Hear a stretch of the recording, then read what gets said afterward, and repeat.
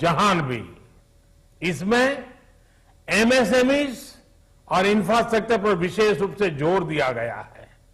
इसी तरह जिस तरह से हेल्थ केयर पर केंद्रित है वो भी अभूतपूर्व है। ये बजट देश के हर क्षेत्र में विकास यानी ऑल राउंड डेवलपमेंट की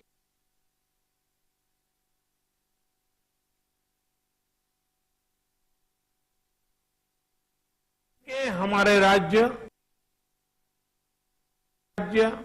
और उत्तर में लेह लद्दाख जैसे क्षेत्रों में विकास पर विशेष ध्यान दिया है। ये बजट भारत के कोस्टल स्टेट्स जैसे तमिलनाडु, केरल, पश्चिम बंगाल इनको एक बिजनेस पावर हाउस बनाने की दिशा में एक बड़ा कदम उठाए।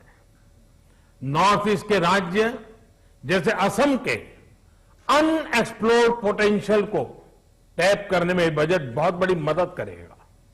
इस बजट में जिस तरह से रिसर्च एंड इनोवेशन इकोसिस्टम पर बल दिया गया है, जो प्रावधान किए गए हैं, उनसे हमारे युवाओं को ताकत मिलेगी।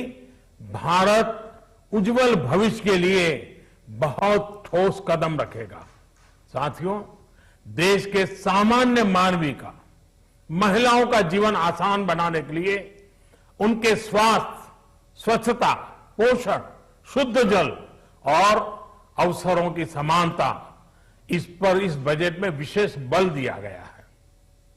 बजट में इंफ्रास्ट्रक्चर पर खर्च में अभूतपूर्व वृद्धि के साथ साथ कई व्यवस्थागत सुधार किए गए हैं, जिसका बहुत बड़ा फायदा देश में ग्रोथ और जॉब क्रिएशन, रोजगार के लिए बहुत लाभ होगा।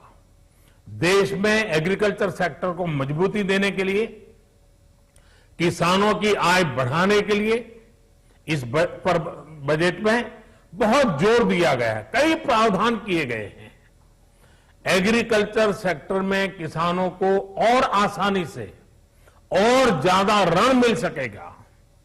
देश की मंडियों को यानी एपीएमसी को और मजबूत करने के लिए, सशक्त करने के लिए एग्रीकल्चर इंफ्रास्ट्रक्चर फंड से मदद का प्रावधान किया गया है।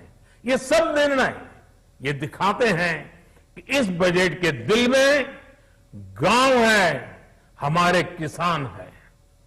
एमएसएमई सेक्टर को गति देने के लिए, रोजगार के अवसर बढ़ाने के लिए इस बार एमएसएमई सेक्टर का बजट भी पिछले साल की तुलना में 2 गुना से ज्यादा कर दिया गया है। साथियों, ये बजट आत्मनिर्भरता के उस रास्ते को लेकर आगे बढ़ा है जिसमें देश के हर नागरिक की प्रगति शामिल है। ये बजट इस दशक की शुरुआत की एक मजबूत नींव रखने वाला बजट है।